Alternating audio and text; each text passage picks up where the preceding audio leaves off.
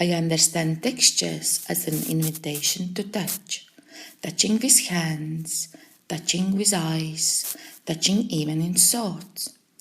Our experience helps us to associate feelings even without touching the textures. Smooth texture of marble slightly warmed up in sun. In this particular case, with regular holes as buttons. Rough texture of stones of the street. You already feel the sharpness that makes your way balanced. These two pictures represent decoration. They do look similar, a human being interacting with their buildings, but the underlying action is different. In the left picture, the women are undressing the doll, and their decoration are very flexible.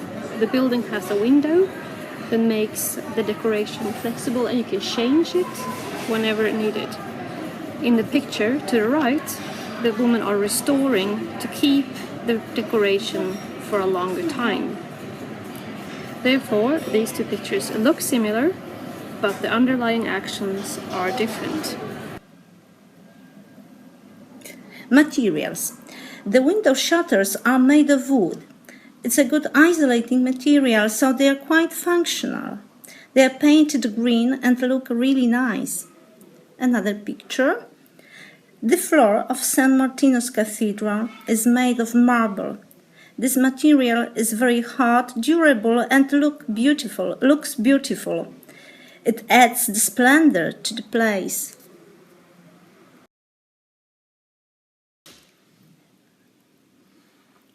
In the first slide are shown two towers in the city of Lucca, built from Auster stone. Their big height make them visible from many different sections of a city and a point of reference for orientation, even if they are in very narrow streets or flat spaces. These symbolize the power, the wealth, the dominance, the religious thought, and probably the human effort to approach the deity. Their material of structure and decoration give us information about the historic period that they were built and economic, political, and social situation of their times.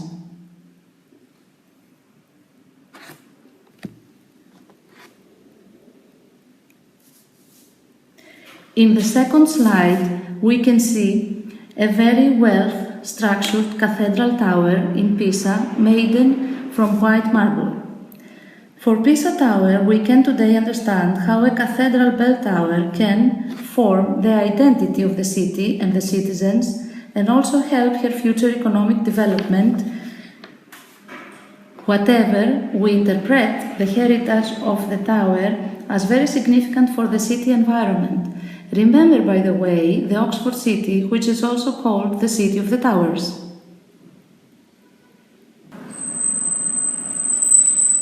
The contrast between the black and white is sharp and makes you remember this column easily. The maze lot is beautifully decorated and looks quite old, while advertising leaflet in it is the sign of modern times. There are two symbols here, very contrasted to one another.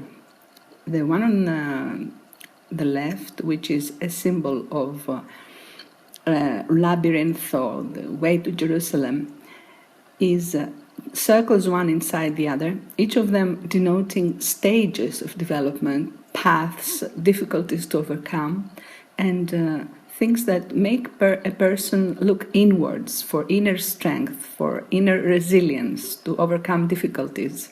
Similar symbols are found in Festos, the disc of Festos, which contains a hymn to the goddess, and of course the labyrinth symbol in ancient Greece, which meant a discovery similar to Ithaca, sought by Ulysses, which was not just a place to go back to, but it was a path for managing the wrath of gods, internal difficulties, and showing that the man has the power to overcome a lot of obstacles in his life.